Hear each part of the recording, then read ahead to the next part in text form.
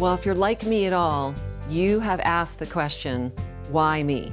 I mean, you can't go through life without asking that question, especially when you feel like there is a huge black cloud over your head or there is a storm swirling around you. I mean, we refer to storms in our life as those difficult, dark moments, like a storm that can actually come out of nowhere and overwhelm you. Well, I've been there.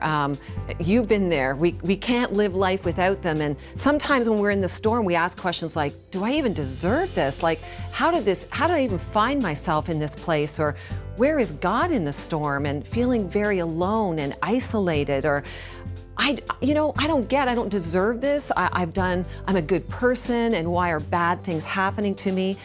You know, are storms a sign that you've done something wrong? Lots of questions that happen in the middle of storms. And I love Matthew 7. Jesus is teaching us, and let me read his words to you.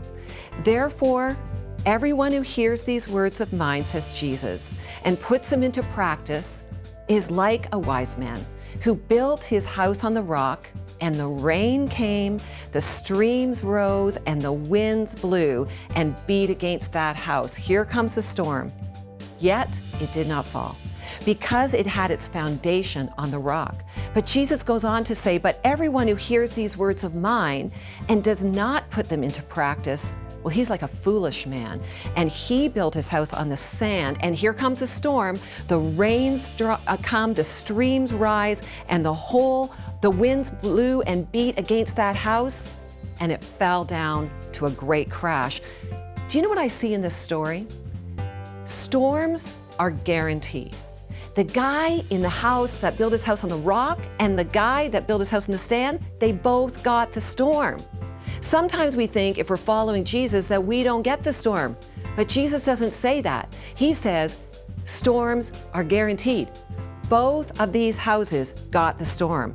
There's all kinds of storms. There's the loss of relationship, there's death, there's despair.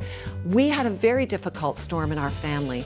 3 children running from the Lord, prodigals rebelling, breaking the hearts of their mom and dad, worried for their safety and their well-being.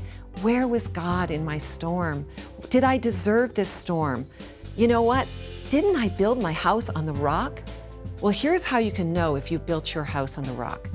God says that if you build your house on the rock, you will be prepared when the storm comes. Now remember, you're going to get the storm because it's guaranteed, but you'll actually be prepared.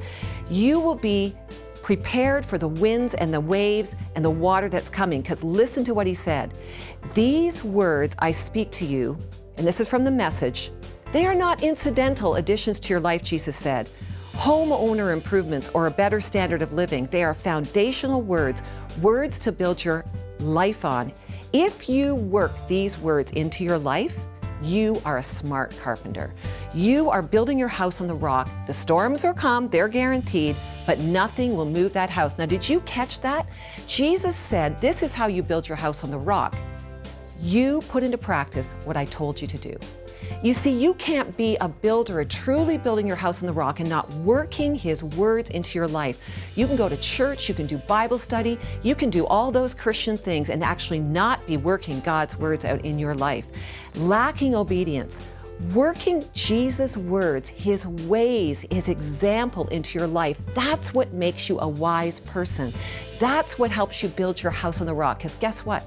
Storms are guaranteed. You are not going to be able to outrun them, but God will be with you. You will be able to stand firm, and the house will stand firm because you have built his words into your life. My name's Lorie Hartshorn.